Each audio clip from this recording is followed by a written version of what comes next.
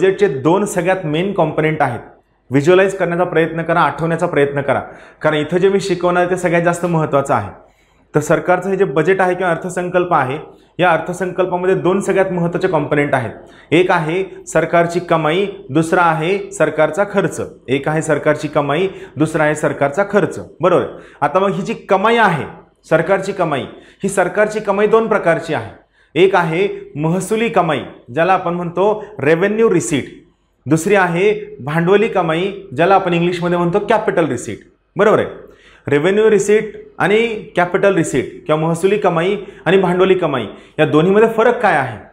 तर जी कमाई सरकारला थोड्या थोड्या टाइम इंटरवल नंतर पुन्हा पुन्हा रिकरिंग असते, तिला आपण महसुली कमाई असं म्हणतो. म्हणजे थोडक्यात काय झालं, महसुली कमाई ही रिकरिंग असते, पुन्हा पुन्हा होणारी असते, शॉर्ट टाइम इंटरवल नंतर असते आणि काय असते, एक प्रकारची छोटी टेम्पररी कमाई असते. बरोबर आहे. मग महसुली कमाई परत दोन प्रकारची असते. एक असते टॅक्सेसमधनं मिळणारी महसुली कमाई आणि दुसरी असते टॅक्सेस सोडून इतर गोष्टींमधनं मिळणारी महसुली कमाई. जी महसुली कमाई आपल्याला टॅक्सेसमधनं मिळते त्याला आपण म्हणतो कर महसूल, व जी कमाई आपल्याला टॅक्सेस सोडून इतर घटकांमधनं मिळते त्याला आपण म्हणतो करेतर महसूल. त्याला आपण काय म्हणतो, करेतर महसूल. हा सोपा शब्द आपण वापरतो. करेक्ट आहे. कर महसूल, दुसरा आहे करेतर महसूल. मग कर महसूल परत दोन प्रकारचा असतो. एक असतो डायरेक्ट टॅक्सेस, दुसरा असतो अप्रत्यक्ष कर. बाकीचं तुम्हाला आठवत असेल. भांडवली कमाई, भांडवली कमाई कशी असते, वन शॉट असते, एकदाच मिळणारी असते, लॉंग टर्म असते, रिकरिंग स्वरूपाची नसते. मग भांडवली कमाईमध्ये चार महत्त्वाचे घटक येतात. सगळ्यात पहिला घटक आहे तुम्ही तुमची मालमत्ता विक्री केल्यास, म्हणजे काय, सेल ऑफ असेट. दुसरा महत्त्वाचा घटक आहे जर तुम्ही एखाद्या कंपनीला, देशाला किंवा एखाद्या संस्थेला दिलेलं कर्ज त्याची वसुली केल्यास, म्हणजे लोन रिकव्हरी. तिसरा आहे देशाला गरज आहे तर तुम्ही नवीन कर्ज उभारणी केली. मग ही कर्ज उभारणी वर्ल्ड बँकेकडनं असू शकते, IMF कडनं असू शकते, एशियन डेव्हलपमेंट बँकेकडनं असू शकते, एखाद्या परदेशी देशाकडनं असू शकते किंवा देशांतर्गत सुद्धा तुम्ही कर्ज उभारणी करू शकता. ही झाली कर्ज उभारणी, ज्याला आपण म्हणतो न्यू बॉरोइंग. आणि सगळ्यात शेवटचा आहे डिसइन्व्हेस्टमेंट, म्हणजे निर्गुंतवणूक. जेव्हा सरकार एखाद्या कंपनीमधील स्वतःचे शेअर्स विकते तेव्हा त्याला आपण त्या सरकारची निर्गुंतवणूक किंवा डिसइन्व्हेस्टमेंट हा शब्द वापरतो. आलं लक्षात? तर हे चार घटक, मालमत्ता विकणं, कर्ज वसुली, नवीन कर्ज उभारणी आणि निर्गुंतवणूक, हे चारही घटक लॉंग टर्म असतात, ॲट वन शॉटवाले असतात. याला आपण कॅपिटल रिसीट किंवा भांडवली कमाई हा शब्द वापरतो. त्यानंतर पुढचा आहे तुमचा खर्च. खर्च परत दोन प्रकारचा असतो. एक असतो महसुली खर्च, दुसरा असतो भांडवली खर्च. महसुली खर्च हा मोस्टली कन्झम्पशन एक्सपेंडिचर असतो, आपल्या कन्झम्पशनसाठी किंवा मेंटेनन्ससाठी केलेला खर्च असतो. महसुली खर्चाबद्दल एक निगेटिव्ह शब्द आहे, तो आहे महसुली खर्च हा अनुत्पादक खर्च असतो. महसुली खर्च हा नॉन प्रोडक्टिव्ह एक्सपेंडिचर असतो. भांडवली खर्च हा पायाभूत सुविधांवरील खर्च असतो, तो लॉंग टर्म असतो व तो भविष्यामध्ये खूप मोठा फायदा देणारा असतो, त्याला भांडवली खर्च म्हणायचं. आलं लक्षात? तर थोडक्यात हे आपलं स्ट्रक्चर होतं कालच्या बजेटचं. बजेट दोन कॉम्पोनेंट, एक आहे कमाई, दुसरा आहे खर्च. चालेल. आता आपण काय करूया, या बजेटच्या आधारावर असणारे खूप महत्त्वाच्या संकल्पना शिकूया, त्यामुळे डेफिसिट किंवा तुटी. बरोबर आहे. अर्थसंकल्पीय तुटी किंवा बजेटमध्ये असणारे वेगवेगळे डेफिसिट आपण शिकूया. चालेल, सुरू करूया. पहिला प्रश्न, सगळ्यात पहिला कन्सेप्ट आपण शिकून घ्या, तूट म्हणजे काय. एकदम सोपा कन्सेप्ट आहे. तूट म्हणजे काय पहा.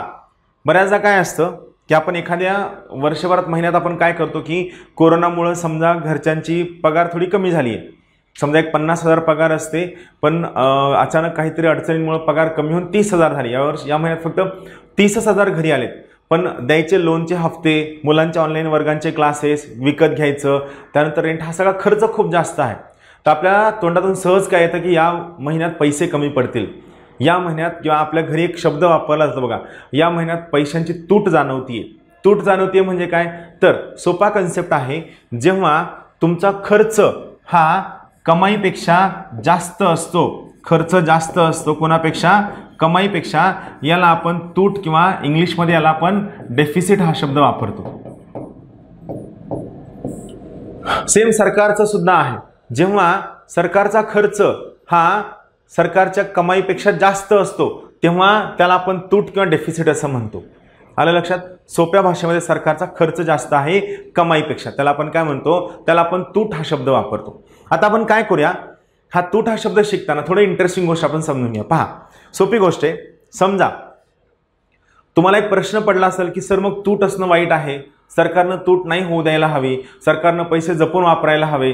मग मला एक प्रश्न विचारायचा तुम्हाला, मला सांगा तूट असणं चांगलं की वाईट? सांगा, तूट असणं चांगलं की वाईट? सोपा प्रश्न आहे. मला माहिती आहे तुमच्यापैकी खूप सगळ्या लोकांचं म्हणणं असेल, सगळ्यांचं नाही म्हणणार मी, पण तुमच्यापैकी खूप सगळ्या लोकांचं म्हणणं हे असेल की सर तूट असणं वाईट आहे. तूट आहे याचा अर्थ काय आहे? याचा अर्थ हा आहे की सरकारला स्वतःचे फायनान्सेस किंवा स्वतःच्या गोष्टी मॅनेजमेंट चांगल्या पद्धतीने करता येत नाही. असं नाही आहे मित्रांनो. तूट असणं चांगलं की वाईट हा प्रश्न आपण येस किंवा नो यामध्ये उत्तर देऊ शकत नाही. पहा, एका मर्यादेपर्यंत तूट असणं चांगलं आहे. का चांगलं आहे? तर पहा, भारतासारखा डेव्हलपिंग कंट्री, भारतासारखा विकसनशील देश ज्या ठिकाणी शिक्षणाची कमी आहे, तुम्ही अर्थव्यवस्थेच्या दृष्टीनं पाहत चला ह्या सगळ्या गोष्टी, ज्या ठिकाणी शिक्षणाची कमी आहे, प्रायव्हेट सेक्टर खूप जास्त स्ट्रॉंग नाही आहे, लोकांचा राहणीमानाचा दर्जा खालावलेला आहे, लोकांची पर कॅपिटा इन्कम कमी आहे, इंडस्ट्रियल ग्रोथ रेट कमी आहे, एम्प्लॉयमेंट कमी आहे, गरिबी खूप जास्त आहे आणि लोकसंख्या तर खूप आहे. एवढी जास्त लोकसंख्या आहे की हे आपल्या देशावरचं सगळ्यात मोठं ओझं आहे. लक्षात ठेवा, लोकसंख्या हे आपल्या देशावरचं सगळ्यात मोठं ओझं आहे. आणि आपण जे म्हणतो ना की याला आपण डेमोग्राफिक डिव्हिडंडमध्ये कन्वर्ट करू, हे कन्वर्ट होणं शक्य नाही. का होणं शक्य नाही? तुम्ही स्वतः विचार करा. तुमच्यापैकी 90% लोक, ही खरी गोष्ट आहे, तुमच्यापैकी 90% लोक यांना इंजिनिअरिंग करत असताना मी माझा पेपर वन नाईट फाईटमध्ये काढला, यात जे कौतुक आहे ना, या मानसिकतेनं तुम्ही डेमोग्राफिक डिव्हिडंड मिळवू शकत नाही. किंवा आणखीन जेव्हा विचारलं जातं की तू काय शिकतो बाबा, जर मुलगा म्हणला की मी सर दादा ITI करतोय, अच्छा म्हणजे सध्या काहीच करत नाही का? म्हणजे ITI करणाऱ्या लोकांना या कमी यानं लेखलं जातं.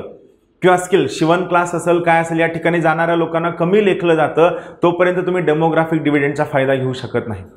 म्हणून या सगळ्या देशामध्ये या सगळ्या अडचणी असताना सरकारला पैसे खर्च करावे लागतील, कारण लोकांची स्वतःची पर्चेसिंग पॉवर नाहीये, लोकांची स्वतःची क्रयशक्ती नाहीये. त्यामुळं जेव्हा सरकारची तूट वाढते याचा अर्थ काय होतो? सरकारचा खर्च वाढला आहे. आणि सरकारचा खर्च वाढणं का आवश्यक आहे? कारण भारतासारख्या मोठ्या देशामध्ये लोकांकडे खर्च करण्यासाठी पैसे नाहीयेत, लोकांची क्रयशक्ती चांगली नाहीये, लोकांची कमाई चांगली नाहीये. आणि यामुळे या लोकांना या सगळ्या प्रकारच्या सामाजिक सुविधा उपलब्ध करून देण्यासाठी खर्च करणं आवश्यक आहे, खर्च वाढविणं आवश्यक आहे. आलं लक्षात? हा खर्च वाढविणं आवश्यक आहे, पण कुठपर्यंत? फक्त एका मर्यादेपर्यंत, बरोबर आहे. पण जर समजा एका मर्यादेच्या पलीकडे खर्च वाढवला ते चांगलं आहे का? नाही, ते वाईट आहे. तुम्ही बघा ना, सरकार उठलंय आणि सरकार दन पैसे खर्च करतंय. मला सांगा, सरकार पैसे खर्च करते याचा अर्थ सरकारकडे स्वतःचे पैसे आहेत का? नाही आहेत. सरकारकडे स्वतःचे पैसे नाही आहेत, सरकारला कर्ज घ्यावं लागते. मग समजा 6 ते 7 कर्ज देणारी लोक आहेत आणि या 6 ते 7 लोकांकडे महेश शिंदे कर्ज मागायला गेलाय, टाटा कर्ज मागायला गेलाय, अडाणी कर्ज मागायला गेलाय, सरकार सुद्धा कर्ज मागायला आले. तर ते कर्जदार मला सांगा, कर्ज देताना पहिला प्रेफरन्स कोणाला देतील? गव्हर्नमेंटला देतील. का? कारण गव्हर्नमेंटला दिलेलं कर्ज सेफ आहे. सोबत गव्हर्नमेंट काय करते? सरकारला गरज असल्यामुळे सरकार त्या कर्ज देणाऱ्या व्यक्तींना म्हणतं की तुम्ही मला कर्ज द्या, मी तुम्हाला चांगलं व्याज देतो. ऑब्व्हियसली त्यांचं जास्तीत जास्त कर्ज सरकारकडे जाईल. जर त्यांचं कर्ज सरकारकडे गेलं तर आम्ही जे खाजगी प्लेयर्स आहोत, आम्हा खाजगी प्लेयरला कर्जच उरणार नाही. आणि कर्ज उरलं नाही तर आम्ही कच्चा माल जास्त विकत घेऊ शकत नाही, ट्रान्सपोर्टेशन चांगलं आणू शकत नाही, फॅसिलिटीज चांगल्या देऊ शकत नाही, आमचे बिझनेस हळूहळू बुडायला सुरू होतील. आलं लक्षात? आणि सरकारनं जास्तीचं कर्ज घेतल्यामुळं ऑटोमॅटिकली मार्केटमधल्या प्रायव्हेट प्लेयरला नुकसान होईल. ते मार्केटमधनं बाहेर फेकले जातील आणि ते बाहेर फेकले गेले की परत सरकारचं पूर्ण मार्केटवर साम्राज्य उभं राहिलं, मग करप्शन वाढेल. आलं लक्षात? त्यामुळे महत्त्वाचं काय आहे? तूट असणं चांगलं आहे, पण तूट एका मर्यादेपर्यंत चांगली असते. कारण एका मर्यादेपर्यंत तूट असणं हे कशासाठी असतं? हे विकासासाठी असतं, दुर्बल घटकांसाठी असतं, अडचणीत असणाऱ्या घटकांसाठी असतं. बाकी लोकांसाठी तूट असणं चांगलं नसतं. पण जेव्हा एका मर्यादेपेक्षा जास्त तूट वाढते, एका लेवलपेक्षा जास्त तूट वाढते, त्यानंतर मात्र हे चांगलं नसतं. का? कारण ते इकॉनॉमिक तत्वांना, आर्थिक तत्वांना धरून नसतं आणि याचा सगळ्यात मोठा फटका खाजगी क्षेत्राला बसू शकतो, तुमच्या इकॉनॉमीच्या स्पर्धात्मकतेवर बसू शकतो.